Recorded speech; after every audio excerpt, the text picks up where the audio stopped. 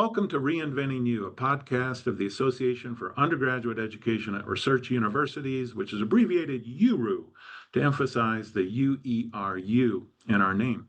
URU was founded in 2000 as a Boyer-inspired national consortium and is today comprised of over 130 member institutions, all of which are dedicated, as our name states, to growth and development in undergraduate education, specifically as it is organized at research universities. We're your hosts, Julia Michaels, URU Director of Development and Strategic Partnerships, and Steve Dandino, URU Executive Director and Associate Provost at Colorado State University, which has been the host of URU since 2013. Steve and I are delighted to welcome Brian Rosenberg as our guest today to discuss his book, Whatever It Is, I'm Against It, Resistance to Change in Higher Education, which is available from Harvard Education Press. It was published in 2023. Dr. Rosenberg is a visiting professor at the Harvard Graduate School of Education. From 2003 until 2020, he served as the 16th president of Macalester College. And prior to that, he served as dean of the faculty at Lawrence University and as professor and chair of the English department at Allegheny College. In addition to Whatever It Is, I'm Against It, Brian is also the author of articles on higher education that appear regularly in the Chronicle of Higher Education, and have also appeared in publications including the New York Times, Washington Post, and LA Times. Readers will know that Dr. Rosenberg also serves as Senior Advisor and Director at the African Leadership University and as a member of the board of the Teagle Foundation. Brian received his BA from Cornell University and his Ph.D. in English from Columbia University. Welcome, Brian. Thrilled to be here. All right, let's jump in. For listeners who haven't read the book, could you just give us a quick overview of its main ideas?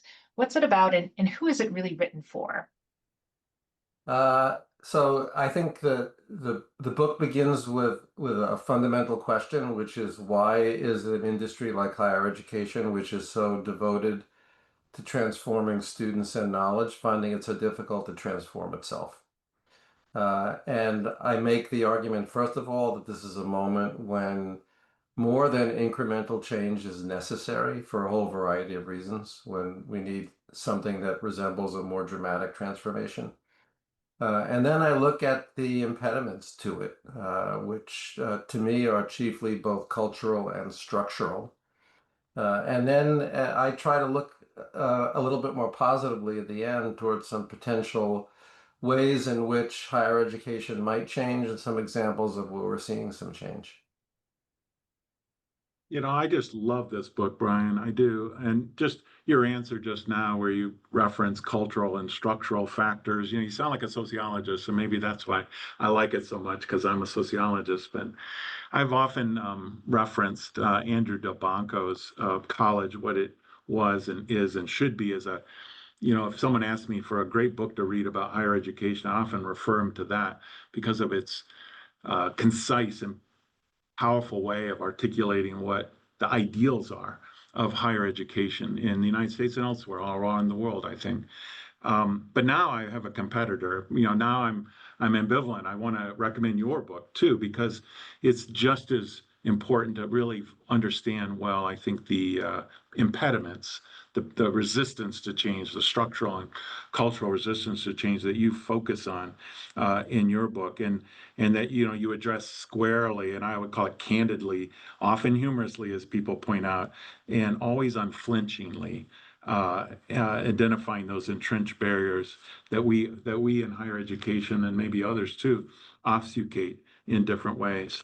And so the next question that we'd like to propose or pose to you is, to kind of really focus on the change, the need for change, and folks like our members who are undergraduate vice provosts and presidents and by other titles have responsibility for undergraduate education at research universities. They are reformers by and large, and their positions were created for that purpose, and they're always on the outlook for new and emergent opportunities to exploit, to foster change in either structural or cultural sort of factors. So, do you see any cracks, in the wall, as it were, that we face in these times, particularly in 2025, some years now after your book has appeared, and Are there any new lines of attack, do you think, that are opening as a result of all the chaos that's afoot in higher education these days? Well, I think what we're seeing now is that people outside the wall are in the process of kicking it down. And so, in many ways, higher education, even if it has been resistant to change, is finding that it has no choice when it's being confronted by things like a rapid decline in public confidence in the work that we do, by fewer students choosing to go to college. You know, in addition to the demographics that everybody is concerned about, I think we should be even more concerned about the fact that fewer high school graduates are simply opting to go to college. Even in high education states like Massachusetts or in Minnesota, which are the last two places I've lived, obviously we're seeing all kinds of policies coming from state and the federal government that are creating new challenges to higher education. And from employers, we're seeing increasingly the question, you know, what are you doing to meet the needs that we have? So there are all of these external pressures. It would have been ideal if internally higher education had begun in more dramatic ways to change and reform itself. But now I think it has no choice. And so, you know, it's a cliche, but you don't want to waste a good crisis. We're certainly in a crisis. And a lot of what's being done to higher education, in my view, is profoundly unfair. But I think at this point, the industry has no choice but to change in ways that are more dramatic than what it's familiar with. Can I jump in? Just you used the term industry twice now to refer to higher education. Is that like what brings you to that use of that particular terminology, and how do you feel about it, in using it? You know, with higher education, it's funny if you use any term that sounds too business-like. Faculty will typically jump down your throat. So you can never refer to the student as a customer, and you can never refer to the college as a business. Uh, but you know, the reality is that the student is a customer, not just a customer, but for most families, a college education is the largest investment that they're going to make in their lives outside their home. And so to suggest that they're not a customer is in many ways demeaning. And colleges and universities are businesses. Most of them are not-for-profit businesses. But even a not-for-profit business has to make sure that it has a positive margin, or else you're not going to survive. And there are different kinds of industries. Higher education obviously isn't an industry like the auto industry. It's a service industry. It's like the healthcare industry, or legal aid or other industries that are focused less on profit making and more on the social good. So we could call it an industry, we could call it an art, we could call it all kinds of things, but the fact of the matter is that it is an important, essential social service industry. Yeah, I appreciate your clarification and explication of that. But a lot of times our members who are in charge of undergraduate education realize that the students in their programs are driving the economics of even the research university. That is where net revenue is generated that then supports other vital facets of the mission of the institution. And so becoming more comfortable with the language of economics, and particularly its understanding better the economic characteristics of different facets of research university operations, is a part and parcel of what our members are trying to do and are working toward in many ways. So yeah, even with the resistance that note that comes from faculty, often prejudices about these things and the like. So I appreciate your clarifying it that way. Yeah, look, anyone who works in higher education should have at least basic literacy in the economics of what we do. And I'm not saying you need to dive into every line of a budget, but you should have some sense of where the money comes and where the money goes. And the reality is it's not that complicated. You know, for the vast majority of colleges and universities, the sources of revenue are very limited. If you're a private institution, it's fee-paying students.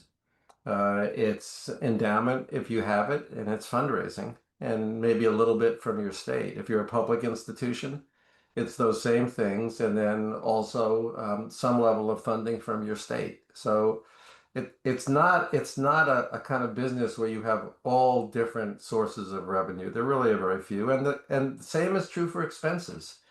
At virtually every college and university in the country, the largest expense is people, the compensation that you pay to people. And then at traditional institutions, the second largest would probably be maintaining the campus. That big, often aging physical infrastructure. So I think to change something, you need to understand how it works. I tell my students that all the time. The students I'm teaching now, almost without exception, want to be change agents. And what I tell them is, great, I want you to be change agents. You have to understand the business that you're trying to change in order to change it. And so that's part of what I try to teach them. Brian, you spoke earlier about what's happening to higher education in the United States, the kicking down of the wall. But I'm wondering what's happening globally. In your book, you mentioned that there's much to be learned from the African Leadership University and other innovation happening overseas. And UR, in fact, has only recently added international affiliates to our membership from Canada, Australia, and the UK. So could you talk a little bit about what you're seeing globally and anything that you think university leaders here in the US really ought to attend to? So I'm sensing a real distinction between, and this is an oversimplification, but between the global north and the global south. So for the most part, societies in the global north tend to be aging. The median age in the US is approaching 40. In many European countries, the median age is even older. The same is true in Japan. And so those countries are seeing fewer college-age students. And for the most part, there is a lot of financial and demographic pressure on their institutions. And so they are in various ways trying to respond to that. And often it means doing less, either having individual institutions do less or having fewer institutions. And the kind of innovation you're seeing is in answer to the question, how can we fulfill our mission if we don't have as many students and we don't have as much money? That's true in Canada, it's true in the UK, it's certainly true in the US. The global south is different. The global south is where you're seeing rapid population growth and a much younger population. The median age in Africa is 19, and it's got the fastest growing population in the world. And there, what you're seeing is people attempting to answer the question, how can we provide education to more people? And how can we provide it at a cost that people could actually afford? And that kind of pressure, based on what I'm seeing, is sparking more innovation. These institutions tend to be newer. In Europe and the US, you have institutions that are literally 1,000 years old or more in some cases, but certainly hundreds of years old. In places like Africa and Vietnam, China, you're seeing many, many institutions that are brand new or very young. And so they haven't had time to fall into lots of bad habits. And so I think you're seeing more interesting, innovative models in those places. Not all of them obviously will work. When you experiment, not all experiments obviously succeed. But you are seeing more models that don't look like a carbon copy of an Ivy League school outside of Europe, US, developed countries. Yeah, that makes a lot of sense. And when we talk about internationalizing Euro, we're talking about, again, that global north. We haven't really moved into thinking about how to learn and connect with our colleagues in the global south, so to speak. But maybe we ought to, just to benefit from their entrepreneurialism and their way of understanding new approaches to solve that problem. I wanted to ask, it's again kind of going to very basic understandings of higher education, where our members are not, the Macalester, Lawrence, and Alleghenies of the world that are generally focused on undergraduate education, not necessarily exclusively, but primarily focused. Rather, the histories of these research universities in the U.S.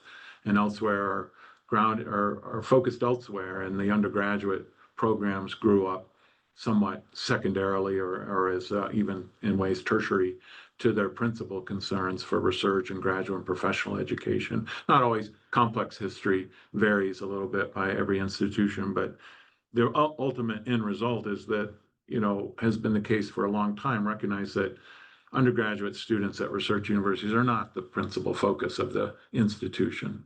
And are not, therefore, the beneficiaries of maybe the very most focused investment of teaching expertise or one or another kind of form of investment in the students. And so, when you, as someone who've had such a distinguished long career working in liberal arts contexts, though you yourself are a product of research university, both undergraduate and graduate education, when you, based on your long experience in the liberal arts world, when you look at the undergraduate education at research universities, what are you seeing there that's particularly perhaps strong and worthy of some lauding, perhaps, but more likely areas where there's need for development and improvement. And given that we're a change-oriented bunch, like we all want to be, are you seeing any opportunities within that more narrow focus on the research university that could lead to change that would be positive for students? Well, we both know, Steve, that at the end of the day, great teaching comes down to great teachers. And there are great teachers at every college and university in the country. And so I have no doubt that there is lots of great teaching going on, even at the largest, most research-focused universities. But the reality is people respond understandably to incentives. And the incentive structure at research universities tends to be one that does not prioritize excellence in teaching. And so if you know that the success of your career, the success of a tenure review depends not on your teaching, but on your research, most rational actors will focus on research. I don't blame people for doing that. Anything else would be self-defeating. So I think that the easiest way to increase the importance of undergraduate teaching at research universities is to adapt the incentive system, to make it possible for people who prefer to focus on teaching, who are outstanding teachers, who are maybe not as focused on or not as gifted at research, to make successful careers there. And to reward people who are outstanding teachers within the reward system of the institution. It's not typically what happens. Anyone who teaches, and especially an elite research university, will tell you that their promotions, their salary, their tenure, none of that depends on their teaching. And that's something we acculturate graduate students into believing from the time they enter graduate school. Any graduate student right now getting a Ph.D. will tell you that teaching doesn't hold a candle in importance to research. So we're training people to prioritize research, and then we're sending them out into the world. And of course, they're going to prioritize what they were taught to prioritize. And we also are not doing a very good job of training them to be teachers in graduate school. I don't know that there's another profession that does so little to train people in what is supposed to be the main activity in that profession. It's as if we educated doctors but didn't train them in how to deal with patients, or educated attorneys and didn't educate them in how to represent a client. It's a very, very strange and I think ultimately self-defeating form of education, particularly at a time when there are so few jobs at research universities. Any bright spots there? Any possibilities that you see in that landscape? We are seeing some institutions that are beginning to rethink the nature of their graduate education. I don't think it's going to start at the top. That is, I don't think you're going to see the Harvards, Yales of the world be the leaders in transforming Ph.D. education. But there are other programs which are recognizing that our students are not getting jobs as tenure-track college professors. And so if we're going to survive, we have to focus more on skills that are transferable to other industries. We have to focus more on training them to be teachers because they might end up teaching in a community college. And so it's it's a tough hurdle to overcome still. But I think you're beginning to see a few places. I know Brandeis has, in the last few years, tried to refocus their PhD program in English with more of an emphasis on teaching and skills development. I would expect to start to see that more broadly, particularly in areas like the humanities and the humanistic social sciences, where there just aren't that many opportunities in the academic world, and where increasingly graduate students are going to say, even if they get funded, this is a dead end unless I'm prepared to do other things. So again, I think necessity will force both probably some closure in these programs, but also some change in the programs. I'm so glad that you mentioned the incentive systems and the need for change there. And this comes up a lot with our URU members, but it's often referred to when it comes up as the third rail, right? It's so hard to change. It's so entrenched. And I'm wondering, is it even possible to change the system so that you have more balance between research and teaching? Like, is it possible that we can expect faculty at research universities to be both great scholars and great educators? Or should we accept this co-equal dual track solution as some have done? I know California is one of those states where that system has done that. Should we see the faculty role as varying with each individual according to changing needs? And I'm just curious to hear your thought on what direction you think we should go. So first of all, it's kind of crazy how many third rails exist in higher education. That is things that you can't talk about. And one of the reasons that I wrote the book was to talk about the things about which people don't want to speak. And they are things like the relation between teaching and research, and shared governance and tenure, and the graduate system and the departmental structure. All of those things are really important, and you can have different views on them, but you have to talk about them. And we've created somehow a culture in which we can't approach these topics. I think it is unrealistic to expect every faculty member at any kind of institution to be an outstanding researcher and an outstanding teacher. They're different skill sets. And as I write about in the book, the evidence suggests that there is no direct correlation between traditional research productivity and excellence as a teacher. Fortunately, there's not a negative correlation, but there's no direct correlation.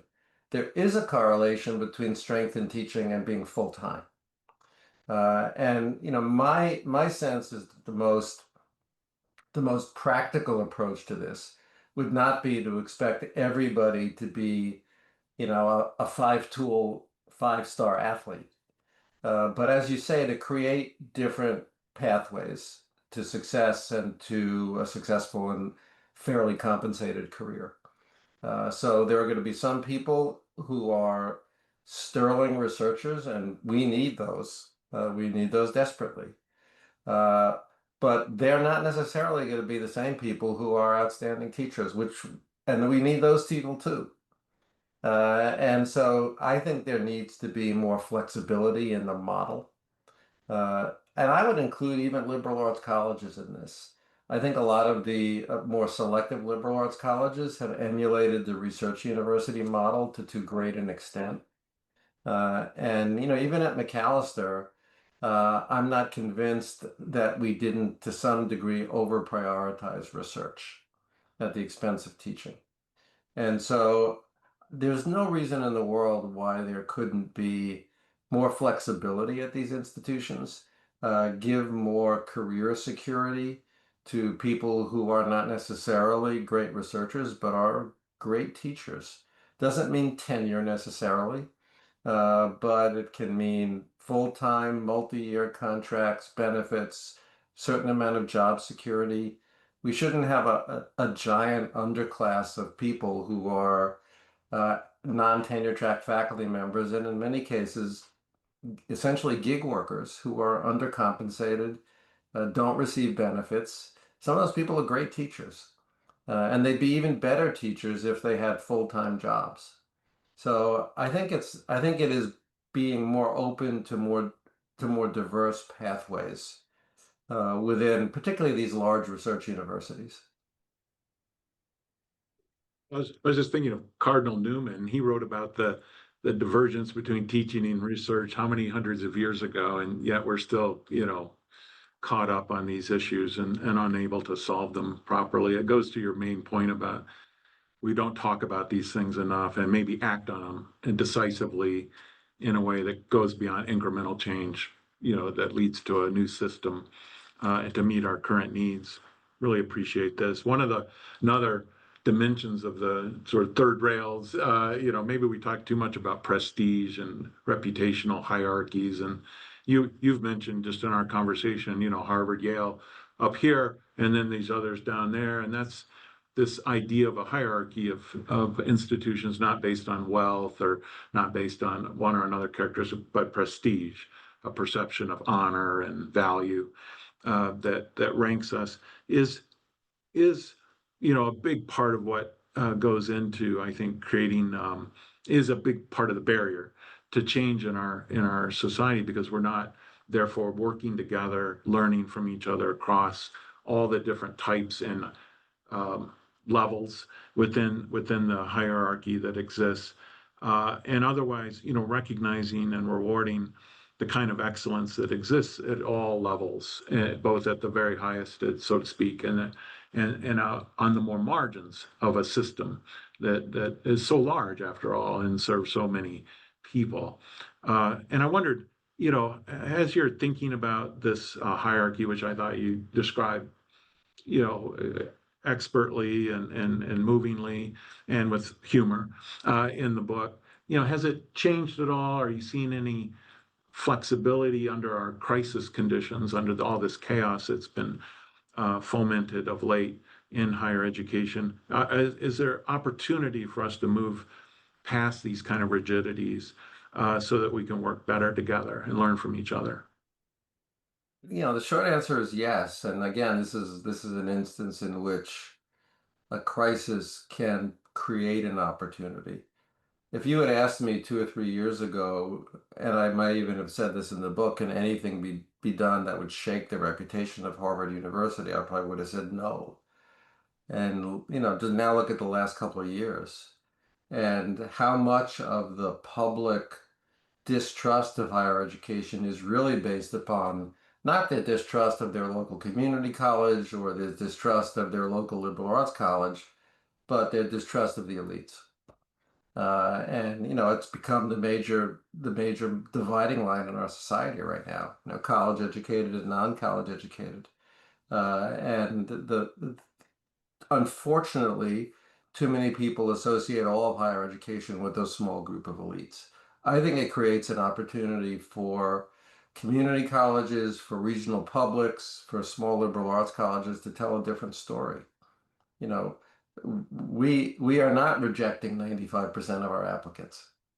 And we are not enrolling legacies because we enroll everyone we can. And we are not churning out investment bankers and consultants.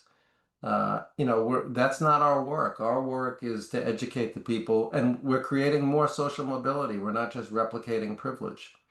There's a real positive story to be told about a lot of these institutions. And I think that the public might be more receptive to that story now than it was a few years ago, given all of the negativity that's directed at the elite institutions. So So I do think there's an opportunity. We need to look in the mirror as a sector. There's something to me perverse about the fact that we call ourselves higher education, and yet the faculty members who are most highly compensated and considered most prestigious do the least teaching. And the faculty members who are the least well compensated and the least highly regarded do the most teaching at places like community colleges. That says a lot, both internally and externally, about what we value. And so I think there's an opportunity if we can tell the story of some of these very different kinds of places that are not Harvard, to change the perception a little bit and maybe change the perceived value. The fastest growing universities in the country right now are places like Southern New Hampshire and Arizona State, Western Governors. There are all kinds of issues with the model that they use, the online model, but they're certainly not elite. They're not prestigious, and yet there's something about them that the public is responding to. Well, I think that's a good place to end.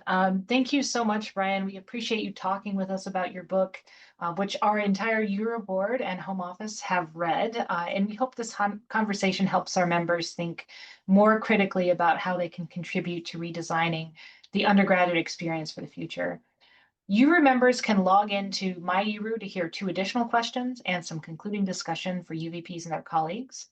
For now, though, thanks to listeners of Reinventing You, a podcast of the Association for Undergraduate Education at Research Universities, or URU. Reinventing You is available wherever you get your podcasts. To learn more about URU, check us out at ueru.org. Thank you. Brian, your book is subtitled Resistance to Change. But we live now in a reactionary time, as we've already touched upon, where perceived changes associated with DEI and other aspects of the more recent culture have really generated quite an intense backlash against higher education. How do we pursue progressive change, democratic change, at the same time that we have to defend that which must be defended against such vexing reaction? It's really challenging. I mean, one of the sad ironies of this current moment is that the attacks on higher education are actually making it harder for us to enact the kind of changes that we need. It's hard to do constructive change when you're hiding in a foxhole. And, I know from talking to so many people at so many places right now that everybody feels like they're playing defense all the time. And that really does make it harder. I do think it is critically important that we do not lose sight of our core values and we do not compromise them, even if it entails a certain amount of risk. I think that we have seen, not just in higher education, but throughout all of society, far too much capitulation. Look, we've done things wrong. We haven't gotten everything right.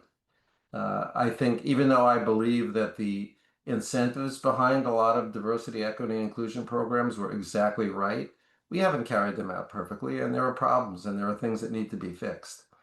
But I do not think we should abandon our commitment to enrolling diverse student bodies. I do not think we should abandon our commitment to enrolling students from underrepresented groups or from first-generation groups. I do not think we should abandon our commitment to enrolling students from around the world. And that's probably going to require some pain, given the current government and given the fact that the courts don't seem to move quickly enough to stop what the federal government is doing and what a lot of state governments are doing. So we have to acknowledge where we have not been as good as we can be, but we also have to defend the aspects of our work that are most critical to it. And if we don't do those, then we might as well just shut the door. I mean, if we're not going to defend things like academic freedom, then we really don't have a university system. We have a state-controlled education system, and I fear that's ultimately the impetus behind a lot of these efforts to attack higher education. Your tenure as president of Macalester College was unusually lengthy as presidential terms go. What's your advice to higher ed leaders today, and what are the most important lessons that you can draw upon from your experience? First thing I have to do is acknowledge that the job has become harder. So I don't think my job was ever easy. But when I started at Macalester in 2003, there was no Facebook, there was no Twitter, there was no YouTube, there was basically no social media. And I think the impact that social media has had on our society has been particularly strong in the area of higher education, so that presidents now have very little room to make natural human errors without being piled upon. And it's one of the reasons why presidential tenures have gotten shorter. And then the last few years have seen one crisis after another. The pandemic, George Floyd, um, Gaza, the re-election of Donald Trump, and so you feel like you're always trying to put out fires. So it's gotten harder. So I don't want to claim any special ability that other people don't have. I really think it's critical as a leader always, first of all, to have the support of your board. I think presidents can't succeed unless their boards have their back. And I've seen too often that that's not the case. And then as a president, you need to commit yourself to honesty, as much transparency as you can, to acting in the best interests of your institution, and to be willing to do the right thing, even if it's risky. Every president will face what I used to call the bet the presidency moments, where you know that this is the right thing to do, but you also know it might endanger your job, and you have to do the right thing. And then you have to hope that you've established enough credibility and trust with your community um, that they'll, even if they disagree with you, it won't totally rupture the relationship. But I would not take a presidency without confidence that you had a good board. I think people don't talk enough right now about the importance of the boards of colleges and universities. It's harder at publics because those boards tend to be appointed by legislatures and highly politicized. Um, but at private institutions, there's really no excuse for not having a board that is deeply supportive of the president and the institution. Yeah, that's good advice. Is there anything else that we haven't asked you about in the podcast that you'd like to share with our audience? I just think it's worth, if, in the spirit of really considering radical change, I think it's worth asking the question of whether big research universities have become too big. That is, and not in the sense of too many students, but in the sense of trying to do too many things at the same time. If you think about a place like Harvard, it's an undergraduate college, and then it's this whole series of graduate and professional schools. It's essentially a giant hedge fund managing a multi-billion-dollar endowment. It's a major medical system. Both the largest expense and the largest source of revenue at Harvard University is the medical system. Harvard is in many ways a medical system with a university attached. It's a real estate company, and it's got 35, I think, or maybe more intercollegiate athletic teams. And obviously places like the University of Michigan or the University of Texas, they're essentially operating professional sports programs. And so you have to ask yourself, when you're trying to do so many things, can you do any of them as well as you should? And, we've gotten to this point for a whole variety of, as you said, the history is very complicated. But we have arrived at this point, and is this really what we need? And should other universities that don't have the resources of a Harvard or a Michigan, should they be thinking about trying to do fewer things better? That would be that's a tough one, but I think it's a question that we need to start thinking about. Yeah, I think it will resonate with our members, Brian, because they want, generally speaking, we want to do undergraduate education very well at research universities, and that requires a certain amount of investment of resources and an elevation of the sense of purpose and mission for that part of what is otherwise a very complex, like you're pointing out, institution. And